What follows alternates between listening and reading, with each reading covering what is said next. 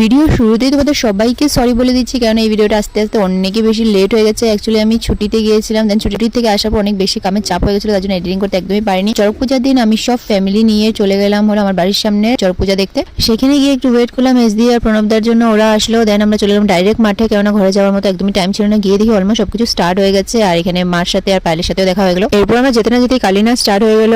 But এইবার থেকে গেলোবার কালীটাকে কিন্তু বেশ সাজিয়েছিল, অনেকে ভালো লেগেছে। চলে আসলো হিসি মানে আমাদের পুজো আড্ডুগু। দেন দুর্গা নাচ শুরু হলো, আর এখানে আমাদের ভোলে বাবাকে দেখলাম। এইবারের ভোলে বাবাটাকে কিন্তু পুরো ভোলা ভালাই নিয়েছে। আর প্রথমে যখন মাঠে এসেছিলাম তখন তো দেখতেই পেয়েছো তোমরা কতটা খালি ছিল মাঠটা, আর এখন দেখো কিভাবে ভিড় হয়ে গেছে। এরপর মেজদি প্রণবদার সাথে চলে গেলাম হলো চাট খাওয়ার জন্য, পেয়ারা চাট খেলাম। দেন চলে গেলাম চড়ক ঘোরানো দেখতে। এবার কিন্তু এক্সট্রা করে ছোট্ট একটা চড়ক গাছ বানানো হয়েছে, যেটা এরকম ভাবে হিল ছিল। আমি তো ভয় পেয়ে গেছিলাম, ভেবেছিলাম এখন খুলে পড়ে যাবে, বাট ভগবানের আশীর্বাদে এরকম কিছু হয়নি। দেন বড় চড়কটা ঘোরালো, আর এটা দেখে আমি চলে আসি ব্রিকফিল্ডের শীতলা পুজো দেখতে, যেটার ভিডিও আসবে নেক্সট পার্টে। So stay tune guys, by.